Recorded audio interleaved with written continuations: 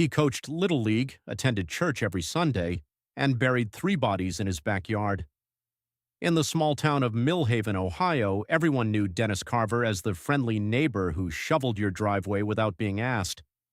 He organized the 4th of July parade for 16 straight years. Nobody, not a single soul, suspected what was hidden beneath his perfectly manicured lawn. The first disappearance happened in September 1997. Sandra Meeks, a 34-year-old bank teller and mother of 2, vanished on her walk home from work. Police assumed she'd left her troubled marriage voluntarily. Case closed, just like that. But Sandra hadn't gone anywhere. Dennis had met Sandra at the bank 2 weeks before she disappeared. Witnesses later recalled he had visited her teller window 4 times in 10 days, each time lingering just a little too long. He was methodical, patient. He never rushed. That's what made him so terrifyingly effective. For 3 years, nothing happened, or so it seemed. In 2000, a young college student named Ray Hollis reported his roommate missing. Police found Ray's story inconsistent and made him their prime suspect.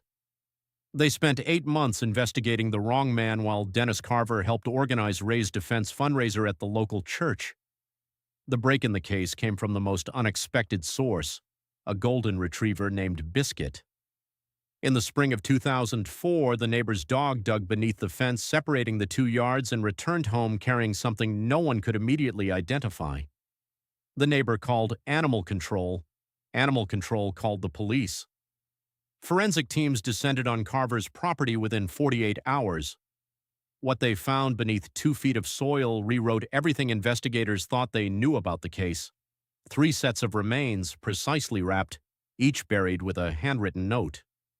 Dennis Carver had been keeping records, almost like trophies. Investigators said they'd never seen anything quite like it.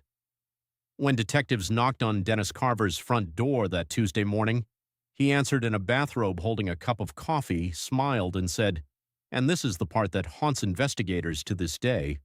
I've been wondering how long it would take you." He sat down at his kitchen table and confessed to everything in under 2 hours. No lawyer, no resistance. Psychologists who later evaluated Carver described him as one of the most organized and emotionally controlled offenders they had ever encountered. He had no criminal history, no red flags, no documented trauma.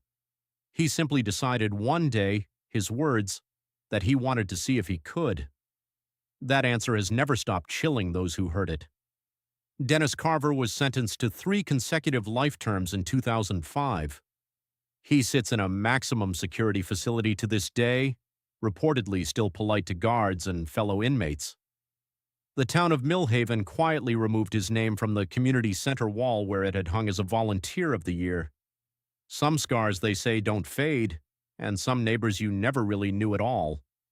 If this case gave you chills, you haven't seen anything yet. Episode 3 drops next week, and it's even darker.